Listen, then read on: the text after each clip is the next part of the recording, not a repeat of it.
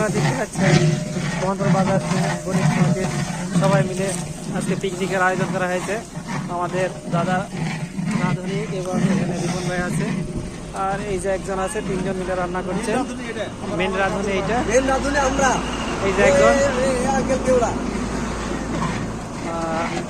কিছুক্ষণের মধ্যে আমাদের দেখতে পাচ্ছেন খুব সুন্দর কালার চলে এসেছে, আর কিছুক্ষণের মধ্যে এর মধ্যে মাংস ঢেলে দেওয়া হবে। মশলাগুলো আগে কষিয়ে নেওয়া হচ্ছে।